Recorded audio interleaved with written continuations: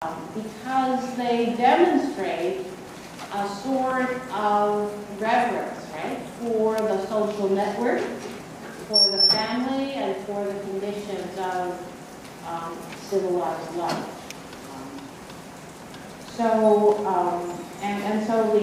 these ceremonies, such as the worship of ancestors, manifested the basic virtue of filial piety, right? The notion that sons and daughters have to, or people have to acknowledge the efforts and the place of their ancestors, right, in their broader lives, and show a sort of continuum of obedience to parents.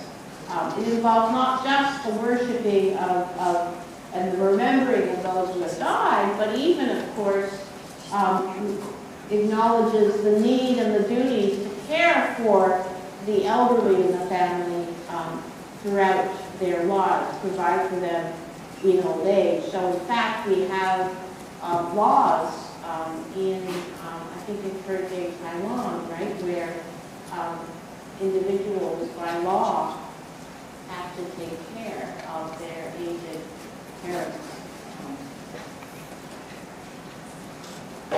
So commentaries on the Analects place great importance on the rights and the means of teaching human beings to perform their separate roles well in society. It's a way to encourage and maintain social harmony, and it will, in some ways, also reinforces established power relations. So how does this work? Well, at 1.9, for example, we see the quote, show solicitude for parents at the end of their lives and continue this with sacrifices when they're far away, and the people's virtue will be restored to fullness. So there are questions about how fastidiously one should follow the rites. And while Confucianism and Confucius are generally thought to be fairly, supportive of the rites and of all the rules involved, there is a certain flexibility that one can find within the text.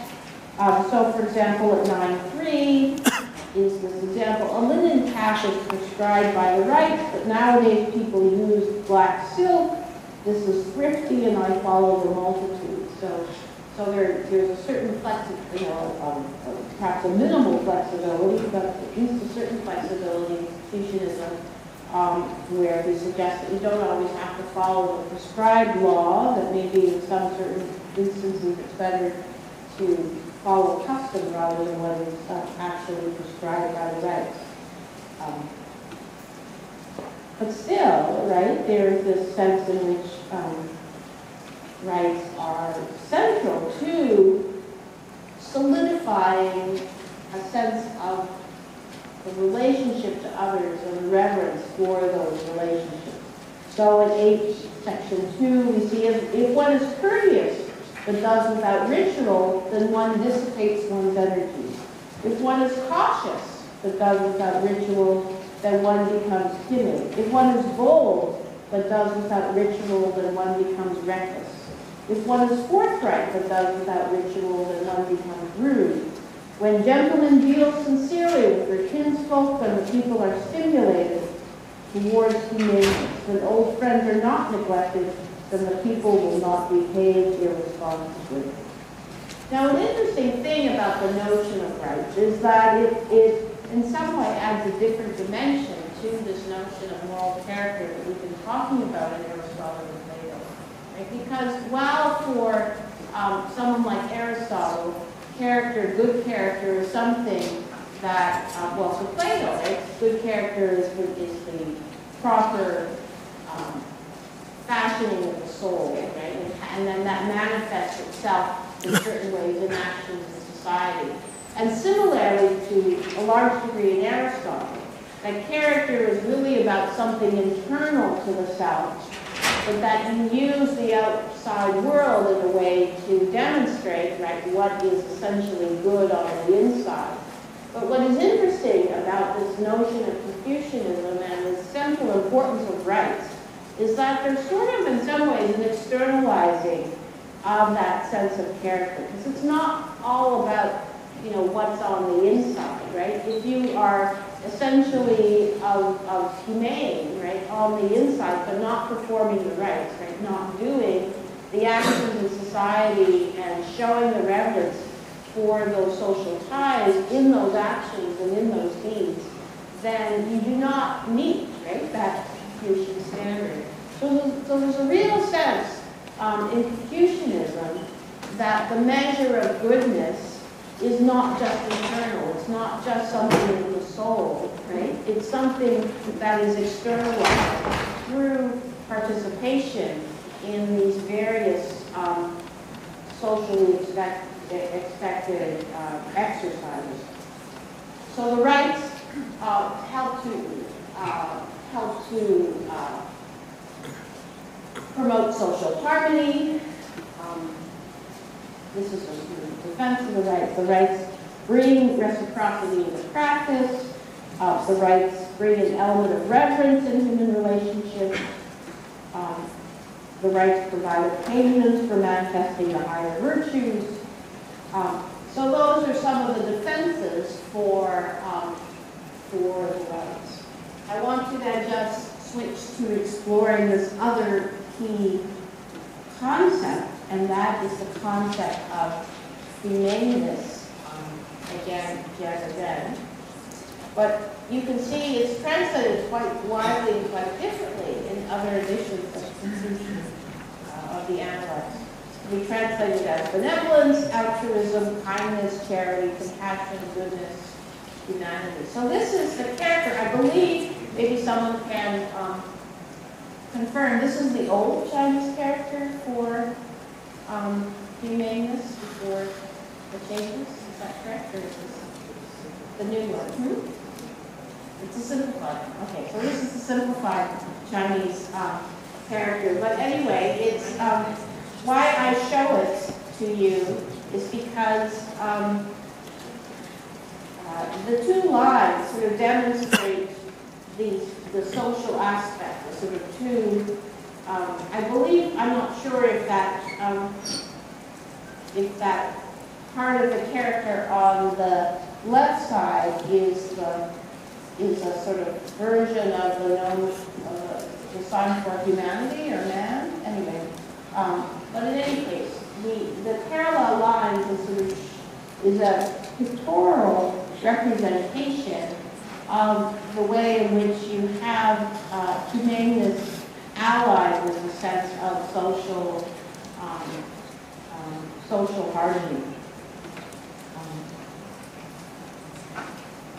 That it involves a sort of a form of reciprocity, a form of thinking about the other. But it's a relational concept in a way.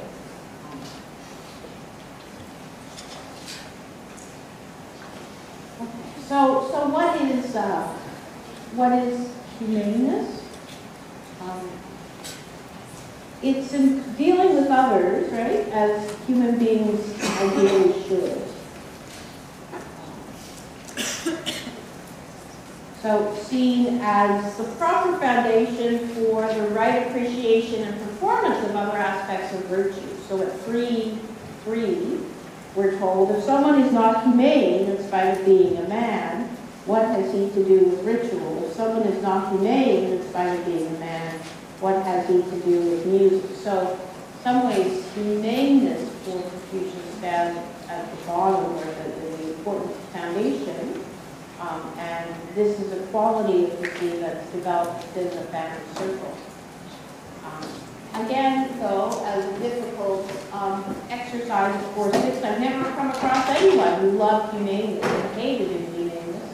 As far as anyone who loved humaneness is concerned, there would be no way of surpassing him. As far as anyone who hated inhumaneness is concerned, in his practice of humaneness, he would not let the inhumane come near his person. Does there exist anyone who is capable of devoting his energies to humaneness for a single day? I have never come across anyone whose energies were inadequate. Surely such people exist, but I have never come across them. So, suggesting that people are capable of humaneness, people have the energy to be humane but he has yet to meet someone. So humaneness involves outwardly exercising dispositions that allow people to live in harmony with others. What does that mean? Well, for example, we find at 17:7, Zizan asked Master Tong about humaneness. Master Tong said, one who can bring about the practice of 5 things everywhere under heaven has achieved humaneness. When he begged to ask about them, he said, courtesy, tolerance, good faith, diligence, and kindness. If one is courteous, one is not treated with rudeness. If one is tolerant, one wins over the multitude. If one is of good faith, others give one responsibility. If one is diligent, one obtains results. And if one is kind, one is competent to command others. Right? So again, right, what is interesting about this notion of humaneness is this understanding of reciprocity. Right? If one is courteous, one is not treated with rudeness. So it's not just about the intrinsic nature of the actions that are regarded as humane. It's also about the results of being and acting in a humane way. If one is courteous, one is not treated with rudeness. If one is tolerant, one wins over the multitude, right? So there's a sense in which these virtues or these ways of acting that are associated with humaneness bring about results of a form of sort of social harmony and good results. At 12:2, Gong asked about humaneness. The master said, when you are away from home, behave as if receiving an important guest. Employ the people as if you were officiating at a great sacrifice. Do not impose on others what you do not like yourself. Then there will be no resentment against you, either in the state or in the family. So again, interesting, right? Employ the people as if you were officiating at a great sacrifice. Again, a sense of almost religious reverence with regard to the treatment of others and your dealings with those relationships. The humane is also associated with this internal spirit of inner calm, firmness, resoluteness, simplicity, and reticence are close to humaneness. That's the 1327. So final remarks to talk a little bit about the centrality of family that will set us up for our discussion next week. And this is the last slide. So the family has a central place in Confucius, ideally, to the point where Confucianism has in places become identified as a family system. Now, there are 2 competing traditions of Confucianism that have highlighted different tendencies. It's not clear if Confucius believed whether individuals were naturally drawn to virtue.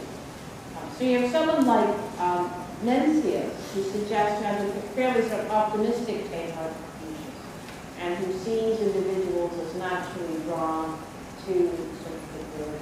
But then you have competing traditions of Confucianism, someone like Shunzi, who is much more pessimistic with regard to the capacity of human beings for virtue.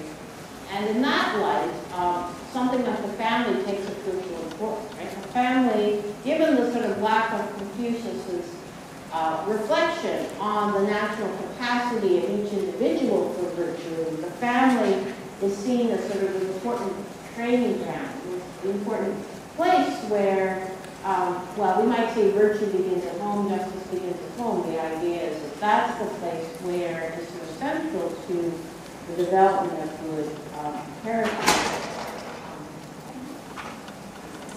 So it's argued, in fact, that the importance of the ongoing importance of the family in Asian culture from a number of perspectives can be traced back to Confucian roots. So, for example, there are traditions of property ownership in Asia that link property to a family rather than to an individual.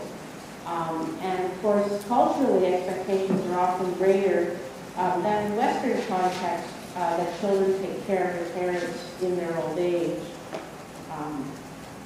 So, the family is, first of all, the roots of virtue, right? That comes right from the text at 1:2. The gentleman concerns himself with the root. Well, what does it mean by the root? Well, the family is the first that grows, so chronologically the family comes first in the development of individuals. The root provides the nourishment, right? So the family is the place where most natural sentiments of attachment are formed. And it's there where habits are formed. So the importance of the family is that it is a system that builds itself not on force and fear, but on basic moral sentiments. So in the family, one learns to exercise leadership and follow guidance in a reasoned way. And we might say, this is how I often try to summarize Confucianism, if it can be summarized in any short way, as a sort of moral economy of shame and self-respect.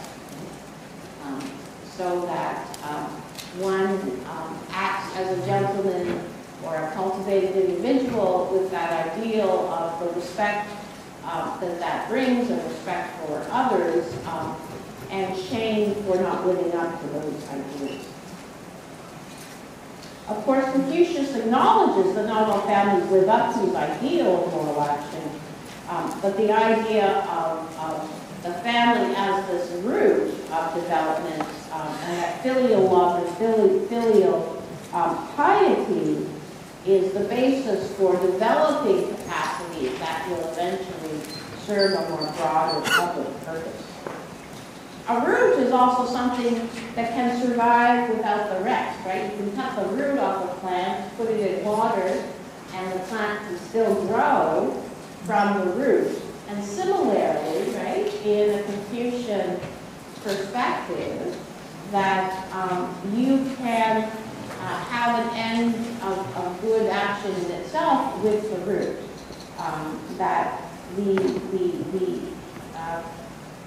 that if you're living in a sort of social political order that is corrupt and so on, you can still maintain, right, aspects of the good life in that family setting.